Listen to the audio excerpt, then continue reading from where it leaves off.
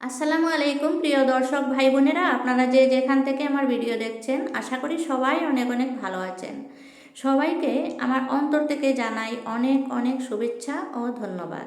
যারা আমার চ্যানেলকে সাবস্ক্রাইব করে দিয়ে আমার সাথে আছেন তাদেরকে আমি স্পেশালি ধন্যবাদ দিচ্ছি। আর যারা আজকে আমার নতুন নতুন এসেছেন আমার চ্যানেলে, তাদেরকে আমার চ্যানেলের পক্ষ থেকে জানাই অনেক অনেক শুভেচ্ছা। আপনারাও যদি সবজির বাগান বা ফুলের বাগান করে ভালোবাসেন, তাহলে অতি অবশ্যই আমার চ্যানেলটাকে সাবস্ক্রাইব করে দিয়ে আমার সাথে থাকবেন। ভিডিওটা পছন্দ হলে অবশ্যই অবশ্যই একটা লাইক না দিয়ে যাবেন না। আজকে চলে আসলাম বিকালবেলা বাগানে কিছু কাজ হাতে নিয়ে। আর আস্তে আস্তে আমার চোখে যখন বাগানের বাইরে আমার ফুলের বাগানটা চোখে পড়লো, তখন এত সুন্দর সুন্দর ফুলগুলো আপনাদের না দেখে আর পারছি না। পয়েনসেটিয়া দেখুন কত সুন্দর কালার হয়েছে। তারপরে হচ্ছে এজেলিয়া, দুটো ফুল খুব সুন্দর হয়ে রয়েছে। আমি খুব যত্ন নিচ্ছি এজেলিয়াটা, শীতে অবশ্যই দেখাবো কেমন ফুল হয়েছে। গোলাপ, চন্দ্রমল্লিকা, বিভিন্ন কালারের চন্দ্রমল্লিকা ফুটে আরম্ভ হয়ে গেছে। মেরুন কালারটা খুবই ভালো লাগছে।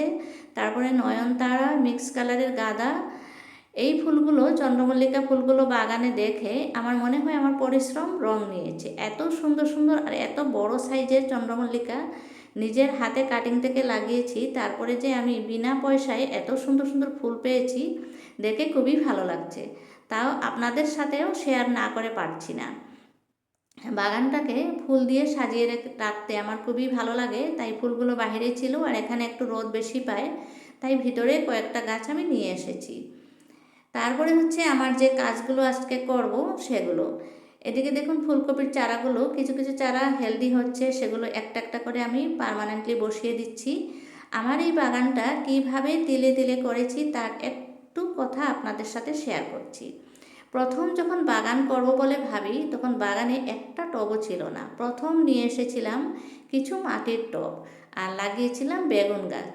তারপরে ঘরের যত ছোটোখাটো রঙের টেমা, তারপরে তেলের গ্যালান, এগুলো বাদ যায়নি। তারপরে অনেক পরে আমি নিয়ে এসেছি, অনলাইন থেকে ক্রয় করেছি আমি এই গ্রো ব্যাগগুলো। আপনারা অনেকেই প্রশ্ন করেছেন গ্রো ব্যাগগুলো কোথায় পাওয়া যায়, তাই সবাইকে বলছি অনলাইন থেকে খুব সহজেই গ্রো ব্যাগ পেয়ে যাবেন। আর যদি নিকটস্থ নার্সারিতে পান তাহলেও পাওয়া যায়। এখানে আমার পেঁয়াজের গাছে অনেক আগাছা হয়ে গেছে। আগাছা তো পরিষ্কার করতেই হবে, না হলে পেঁয়াজের আশা করা যায় না। অনেক আগাছা হয়েছে, আগাছাগুলো পরিষ্কার করে দিচ্ছি। আর গাছ যেহেতু লাগিয়েছি, যত্ন তো নিতেই হবে। পেঁয়াজে কিন্তু প্রত্যেক দিন জল দেওয়ার প্রয়োজন হয় না। মাটিটাও দেখতে পাচ্ছেন, মাটিটা একটু শুকনো শুকনো রয়েছে, একদিন পরে পরে দিলেও হয়। আর সাপ্তাহিক খাদ্য যখন আমি গাছগুলোতে দেই, তখন পেঁয়াজের গাছেও আমি আমার সবজির খোসা ভেজানো জলটা, লিকুইডটা দিয়ে যাই। আর এই যে দেখুন গ্রো ব্যাগে ফুলকপির চারা রয়েছে। গ্রো ব্যাগগুলোতে কিন্তু মাটি কম পড়েছে। আমার কাছে বর্তমান মাটির একটু অভাব রয়েছে, তো তাই আমি মাটি দিতে পারছি না। যখন মাটি আসবে হাতে, তখন অবশ্যই ফুলকপির গাছগুলোতে উপর থেকে আরও কিছু কিছু মাটি দিয়ে দেব। তারপরে দেখুন এখানে দুটো গ্রো ব্যাগ খালি হয়ে রয়েছে। একটাতে আমি আজকে কিছু মূলার বীজ রয়েছে আমার কাছে, এগুলো নিয়ে এসেছি। একটাতে আজকে মূলার বীজ ছিটিয়ে দেব। আর এই যে গ্রো ব্যাগটা দেখতে পাচ্ছেন 15x6, এই গ্রো ব্যাগগুলো হচ্ছে শাক জাতীয় ছোটো ছোটো গাছের জন্য খুবই ভালো হয়। আমি এপসন সল্ট নিয়ে এসেছি, এই যে শুকনো গোবর সার নিয়ে এসেছি। পুরনো মাটি যেহেতু এটাতে ছিল ধনিয়া পাতা খাওয়া হয়ে গেছে, তারপরে কিছু মাটি দিয়ে দিলাম, শুকনো গোবর সার দিয়ে দিলাম, আর 1 চামচ পরিমাণ আমি দিয়ে দেবো এখানে এপসন সল্ট।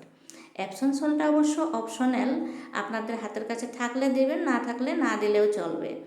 এপসন সল্টটা দিলে পোকামাকড়ের আক্রমণটা কম হয় গাছে, তাই আমি একটু ছিল যেহেতু দিয়ে দিলাম। তারপরে খুব ভালো করে মিক্স করে নিয়ে বীজগুলো ছিটিয়ে দিচ্ছি। মূলার বীজ আমার কাছে অল্প পরিমাণে রয়েছে অবশিষ্ট, তাই আজকে শেষ, এই সিজনে মূলা আর দেব না। শুধু শাক খাওয়ার জন্য এই গ্রো ব্যাগে দিলাম। মূলা ধরতে হলে কিন্তু আরও বড় গ্রো ব্যাগে দিতে হয়। প্রথম দিক আজকে জল দিয়ে একটু বেশি করে দিয়ে দেব, তারপরে 2 দিন অন্তত জল দিতে হবে না। প্রথম বীজ লাগানোর পরে জল দিয়ে দিলে 2 দিন না দিলেও চলে। তারপরে আমার এদিকটা দেখুন চেরি টমেটোর গাছগুলো কিন্তু খুব সুন্দর হয়েছে, ফুলও এসেছে। আমার গত বছর খুব চেরি টমেটো হয়েছিল, এগুলোরও বীজ পড়েছে, বীজ পড়ে এই গাছগুলো হয়ে গেছে। আর শিম গাছটা এখানে দিয়েছিলাম পরে, দেখুন কত সুন্দর হয়ে ফুল এসেছে, শিম আসছে। আর যেটা আগে দিয়েছি এই যে দেখুন বাক্সে, সেটাও খুব ভালো হয়েছে। এখান থেকে আমি সিম হারভেস্টও করেছি, মাছের বাক্সে দিয়েছি সিম, একদম নিচে দেখুন এই যে সিম ধরে রয়েছে। সিম কিন্তু খুব সহজেই করা যায় ছাদ বাগানে, আর শুধু ব্যাগটা, গ্রো ব্যাগটা একটু বড় সাইজের দিতে হয়। আমি মাছের বাক্সে দিয়েছি। এখানে আরও একটা বেড আমি রেডি করছি, দেখতে পাচ্ছেন। তারপরে হচ্ছে বাগানের টুকিটাকি কাজ যা ছিল তা তো করা হয়ে গেল, আর বিকালবেলা যেহেতু বাগানে জল দিয়ে তারপর আমি চলে যাব। আবারও আপনাদেরকে এক ঝলক বাগানটা দেখিয়ে দিই। আমার যেমন দেখতে ভালো লাগছে, নিশ্চয়ই আপনাদেরও ভালো লাগবে। অবশ্যই একটা লাইক দেবেন। সবাই ভালো থাকুন, সুস্থ থাকুন। Happy gardening.